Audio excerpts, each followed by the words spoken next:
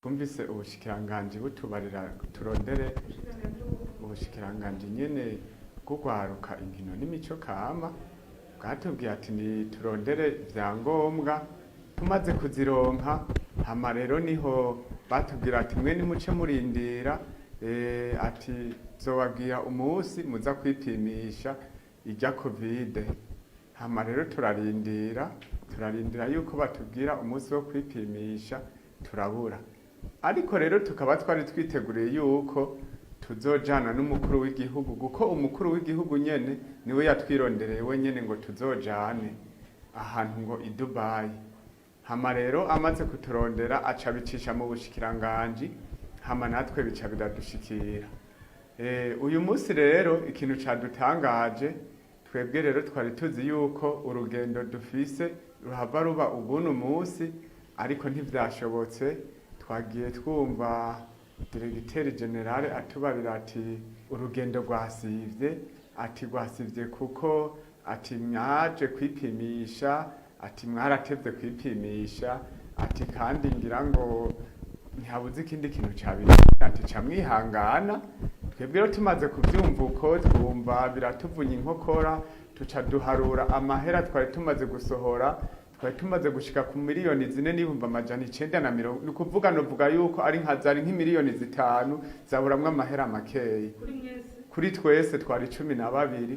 Tuca turavuga duti none ku rugendo rusivye twebwe duca tuba abande.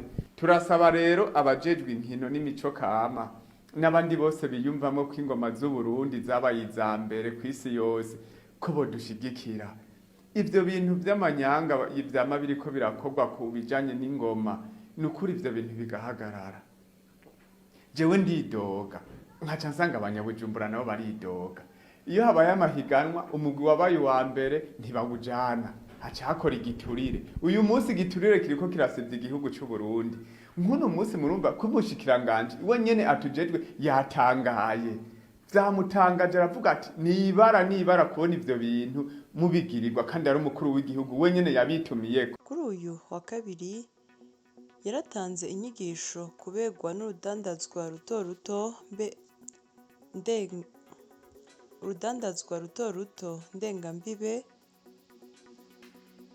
aho uhagarariye imbere y'amategeko iryo shirahamwe Godelive Manirakiza yashikirije ko abakenyezi bakora urwo rudandazwa bafasha mu gutsimbataza amahoro hagati y'u Burundi n'ibihugu bigize akarere k'ibiyaga binini mu gukorana na bagenzi babo bo muri ivyo bihugu. Nakubijanye n'isekeza ry'imisi 16 yo kurwanya amabi afatiye ku gitsina, Uburundi bwiteguriye kwifatanya n'amakungu. Iryo sekeza rikazotangwa kugenekerezo ya 25 Munyonyo gushika kugenekerezo ya 10 Kigarama. Uwarongoye iryo shirahamwe Afrabu Godelive Manirakiza ahamagarira abakenyezi n'abigeme bakorewe amabi afatiye ku gitsina kwihutira kuyashira ahabona kugira batabarizwe. Kuri wa gatatu igenekerezo ya 10 Munyonyo, mu kiganiro n'abamenyeshamakuru, Agricole Mwambantirampeba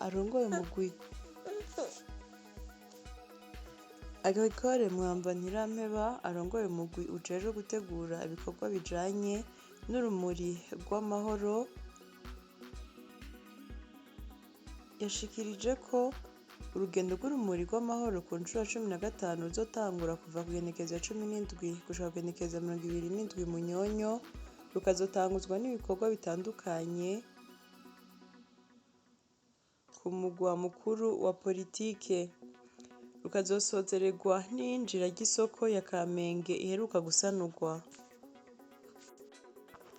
Umuyobozi w'indero mu ntara ya Bujumbura, Ciza Raphael, mu rwandiko yashize ahabona agabisha umwigisha wese azofatwa atari ku kazi kiwe canke aja gusaba amajambo mu mabiro atandukanye kandi ata rwandiko rumuha uburenganzira bwo gusohoka afise ko azoca yitwa umuyererezi.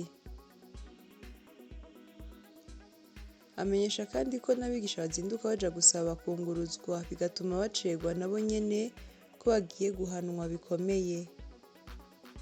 Urwo rwandiko akaba yarwandikiye abayobozi b'indero mu makomine arongoye abasaba ko bokurikiranira hafi urwo ruja n'uruza rw'abigisha.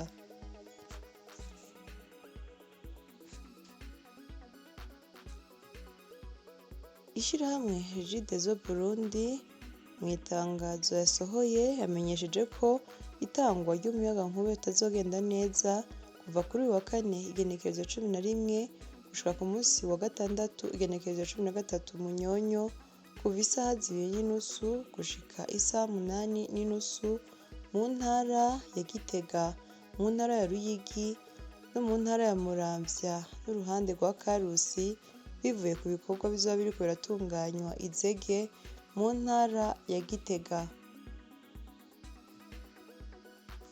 Mu nama yagiranye n'abajejwe intwaro kuri uyu wa gatatu, umushikiranganji w'intara hagati mu gihugu, iterambere rusangi n'umutekano Gervais Ndirakobuca yashikirije ko abajejwe intwaro bananiwe gushira mu ngiro umugambi wa leta wo kubomora amazu yose yubatswe hadakurikije amategeko. Akaba yabasavye gukoresha inguvu zose bafise, atari uko naho batanga imihoho kuko bazoba bananiwe n'igikorwa cabo. Inyuma yaho ababanyi bagize amakenga babonye umukenyezi Shukrani atacibungenze baciye batabaza abajejwe umutekano kubera ko baramubajije iyo inda yagiye, nawe agaca avuga ko yavyaye umwana aca aramuniga. Amaze gufatwa kuri uyu wa kabiri igenekerezo ya 9 Munyonyo, yaciye afungwa. Kuri uyu wa gatatu niho baciye baja kuraba uwo mwana aho yari yamutaye mu kazu ka sugumwe kari inyuma y'aho baba. Uwo mwana akaba yaciye aja gufubwa. Akaba agize umwana wa kabiri avyaye akaca amuta. Bikavugwa ko yoba yaribarutse uwo mwana ku igenekerezo rya 30 Gitugutu.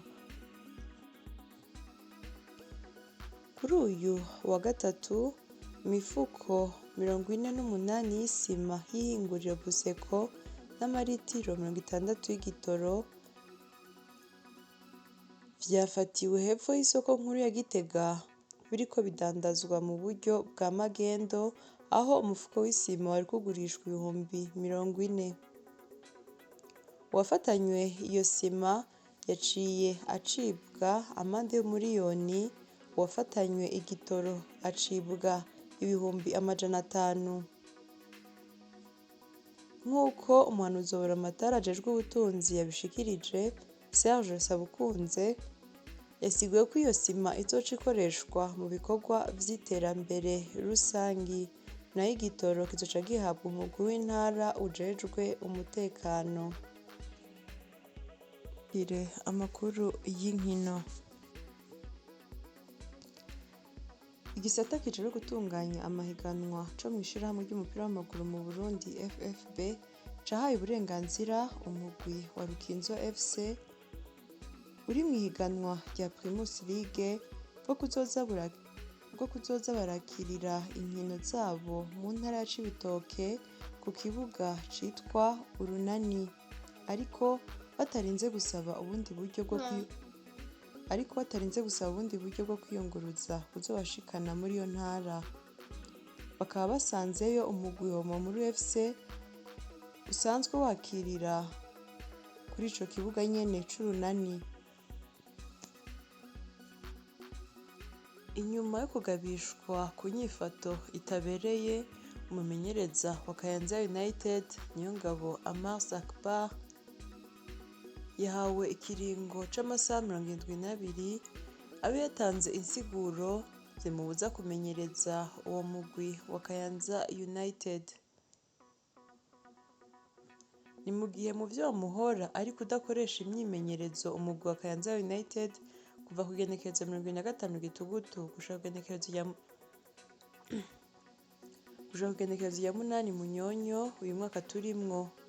Ikindi ngo ni kutamenyereza umugwi igihe bari kubatana mu mitwe n'umugwi wa Burundi Sport Dynamique mw'ihiganwa rya Primus League y'umwaka wa 2021 ushira 2022.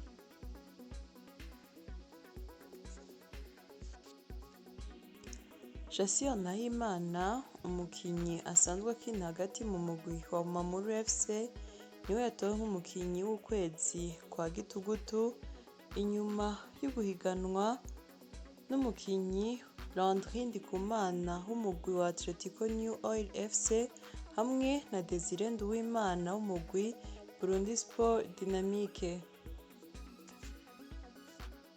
Iyo ikaba ari incamake y'amakuru agezweho mu gihugu c'u Burundi. Mwakoze mugwe mwese mwaduteze yompi, ntimwibagire gufyonda kuri subscribe no kubisangiza bagenzi banyu. Murakoze.